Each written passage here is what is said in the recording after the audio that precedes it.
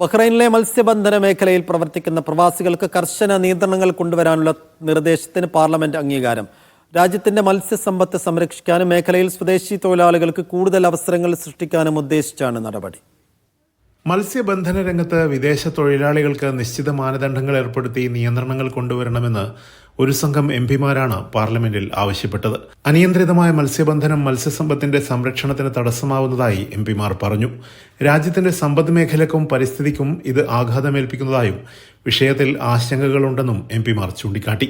ബഹ്റൈന്റെ പൈതൃകവുമായി ബന്ധപ്പെട്ട മേഖലയാണിതെന്നും ഇതിന്റെ സംരക്ഷണത്തിനായി ദീർഘവീക്ഷണത്തോടെയുള്ള നടപടികൾ സ്വീകരിക്കണമെന്നും എംപിമാർ ആവശ്യപ്പെട്ടു. അമിതമായ മത്സ്യബന്ധനവും പരിസ്ഥിതിക്കുണ്ടാകുന്ന തകരാറുകളും ബഹ്റൈനിലെ മത്സ്യബന്ധന മേഖലയുടെ ഭാവിയെക്കുറിച്ച് ആശങ്കകൾ ഉയർത്തുന്നുണ്ട്. ഈ രംഗത്തെ വെല്ലുവിളികൾ നേരിടാൻ നിയന്ത്രണങ്ങൾ ഏർപ്പെടുത്തേണ്ടത് അനിവാര്യമാണെന്നും എംപിമാർ പാർലമെന്റിൽ ആവശ്യമുന്നയിച്ചു. തുടർന്ന് വിഷയം ചർച്ച ചെയ്ത പാർലമെന്റ് ബഹ്റൈനിൽ മത്സ്യബന്ധന മേഖലയിൽ പ്രവർത്തിക്കുന്ന പ്രവാസികൾക്ക് കർശന നിയന്ത്രണങ്ങൾ കൊണ്ടുവരാനുള്ള നിർദ്ദേശത്തിന് അംഗീകാരം നൽകുകയായിരുന്നു. Siraj Pallikkara, media 1, Bahrain.